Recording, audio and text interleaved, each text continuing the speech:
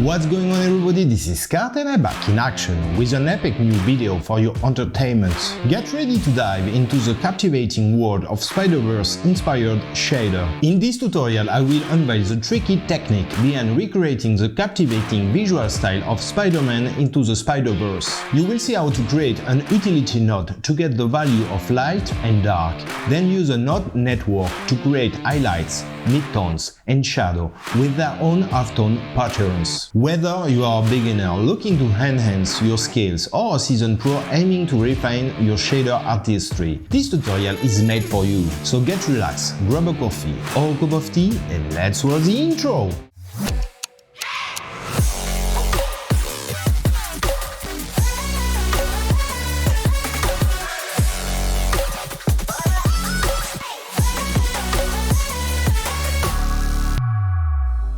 So guys, the first thing we need to make this Spider-Verse inspired shader is a Spider-Man CG model.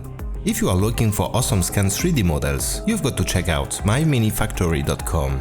It's an open source library with a vast collection of scan sculptures, toys and more. Okay then, I've just fired up Maya and here's a 3D model that I've already prepared. I've also set up a basic look dev scene. If we look a moment to the setup of the scene, it's pretty basic. We've got an HDRI, a right and left light, a rim light, a top light and a backdrop. This is a basic lighting studio setup. If I open the outliner, you can see that everything is clean and tidy. It's important to have everything well organized if you work in production with a team. So it's good to get into this habit early on. Okay, so let's begin by creating an IE utility shader. Now we can assign it to the model. Let's launch the IBR to see what we've got. Okay, then change the shader mode to Lambert. It provides an alternate shading model for diffuse reflection.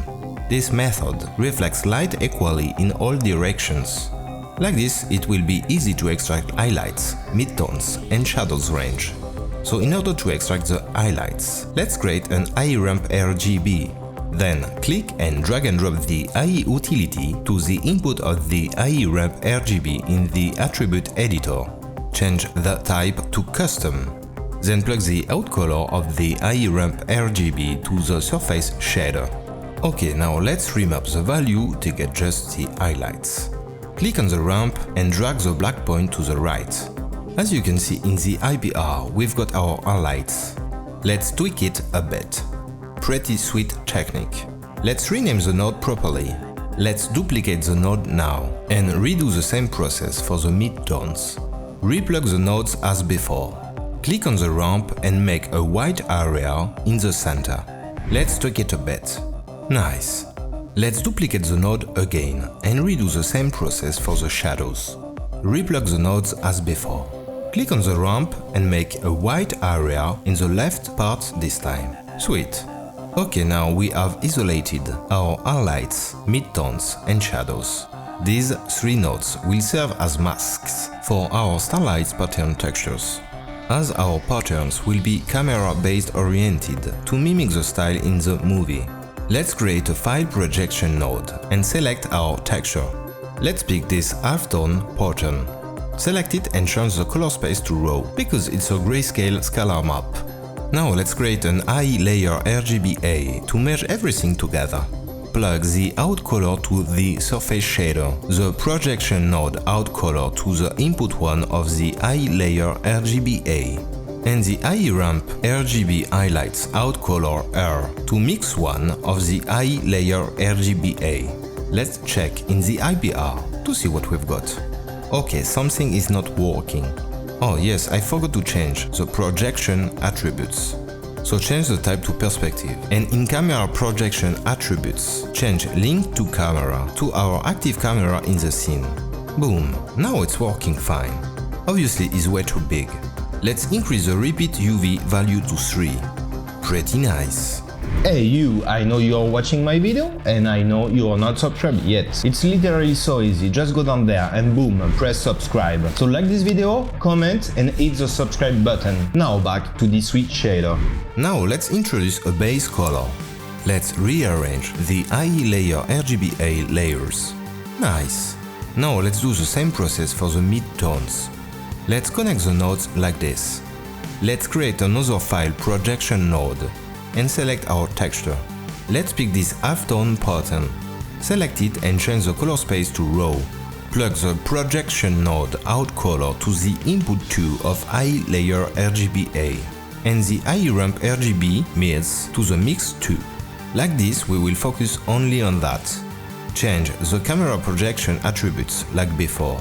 We need to rotate the pattern of 45 degrees and make it a bit smaller. Nice. Okay, then replug the highlights. Now let's create the mids based on the first projection map. Create a reverse node and plug it like this. Let's change the layer 3 operation to multiply. Sweet. Now we can enable the layer 4 in the eye layer RGBA attributes and plug the eye ramp RGB shadows into mix 4. Then projection 2 to input 4. Let's change the layer 4 operation to multiply. Yes, we begin to have something. Okay, now to tweak the value of each pattern, let's create an eye range for every input. In the first eye range node properties, let's lower the output max to 0.5. In the second eye range node properties, let's lower the output min to 0.5. In the third eye range node properties, let's lower the output min to 0.5. Little tweaks on the values again. Now let's focus on the base color. Let's create an eye facing ratio and an eye ramp RGB. Let's connect the nodes together. In the eye layer RGBA, let's disable everything to focus on the base color. Let's tweak the facing ratio values. Don't forget to change the eye ramp RGB type to custom. Okay, then open the ramp in the eye ramp RGBA attributes to input colors. Let's go with a flashy red gradient. No pun intended. Okay, cool. Now in the eye layer RGBA, let's reactivate everything. Pretty nice. We can see the 3 patterns merged together based on the luminosity value. Now the last step. Create an eye tone shader and delete the shader engine. Take the eye layer RGBA and drag and drop it into the base color. Increase the base weight to 1. Now it's time to introduce the specular. Let's change the roughness to something like 0.7. Let's decrease it a bit to 0.5 and the weight to 0.3.